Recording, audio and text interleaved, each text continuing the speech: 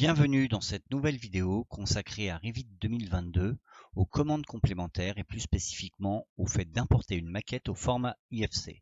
Mais avant cela, n'oubliez pas que si vous appréciez ces vidéos, merci de les partager, de les liker, de vous abonner à la chaîne pour ne pas en oublier, pour ne pas les rater. Et n'hésitez pas non plus à me laisser un commentaire si vous souhaitez un complément d'information. Merci.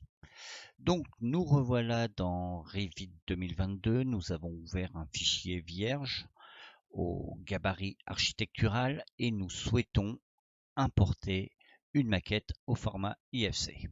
Pour cela, ça se passe dans l'onglet Insérer, lier un IFC. Vous voyez au passage qu'il n'est pas possible d'importer un IFC. Donc, lier un IFC. Je vais aller chercher le fichier IFC qui se situe ici. Voilà. En termes d'options au moment de l'import, vous en avez très peu. Vous voyez que vous pouvez spécifier le type de fichier. Donc ça peut être un IFC et on le verra bien plus tard dans une vidéo consacrée au IFC. Un format IFC basique, un IFC XML, un IFC zip et voilà. Très bien. Donc je télécharge le fichier IFC que j'ai précédemment exporté. Je vous rappelle que j'ai un ordinateur qui a maintenant 10 ans et que c'est une opération qui peut demander un petit peu de ressources et du coup qui peut être relativement longue. Voilà, a priori l'import s'est fait correctement, nous allons vérifier ce que nous avons grâce à la vue 3D. Effectivement, nous avons un import qui est plutôt propre. Donc là, nous avons importé un fichier qui a précédemment été exporté par Revit. Donc il y a peu de chances que l'on ait des gros soucis, des gros problèmes, des défauts importants. On récupère les niveaux, la géométrie, c'est très bien. Vous voyez que ça vient se positionner en parallèle de mes niveaux présents par défaut. Donc la première chose à faire si vous importez un IFC pour travailler dessus, mettre en relation les niveaux de votre maquette avec les niveaux de la maquette IFC récupérée. Vous les mettez en relation bien sûr si c'est nécessaire. Donc pour cela, on se rappelle, on va dans élévation Est et puis on va caler tous les niveaux. Bon, ici je ne vais pas le faire. Alors mettons, je vais le faire pour le niveau 1. Voilà, ici je suis bien à 2,80 m. J'ai dû me tromper quelque part. 280, mais non. Donc j'y vais de 80. Oui, c'est parce que c'est le point que j'essaie de mettre. De 80. J'applique.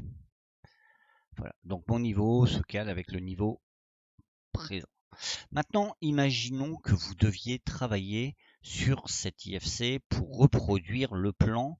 C'est un plan existant qui vous a été transmis par le maître d'ouvrage. Il n'a pas la version Revit du fichier. Vous devez retravailler dessus. Il va falloir remodéliser correctement cette maquette par-dessus le plan IFC afin de pouvoir y apporter des modifications.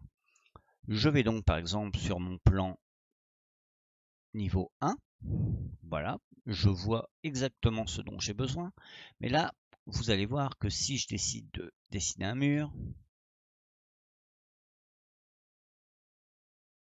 voilà, il reprend exactement le même graphisme que votre maquette IFC.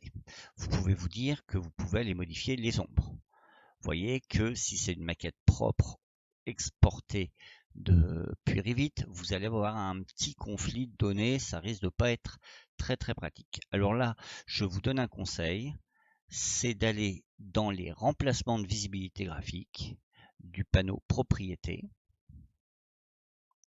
Vous allez aller sur les catégories importées, sur les liens Revit.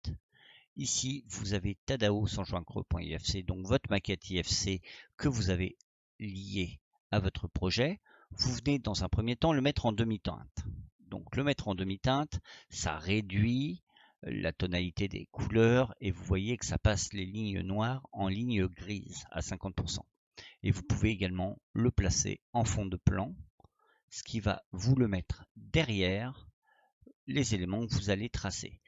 Grâce à cette petite méthode, ça va vous permettre de bien dessiner sans avoir des parasitages visuels de vos murs. Alors par exemple, ici, nu, fini, extérieur, je viens là, donc on bénéficie des accroches, hein. Vous voyez? Voilà. Et là, je peux redessiner par-dessus sans souci, sans risquer de me perdre dans les différents traits présents sur ma feuille. Voilà pour l'import IFC d'une maquette. Il n'y a rien de plus à dire à l'heure actuelle. Je vous retrouve dans une autre vidéo consacrée à l'import d'un composant IFC.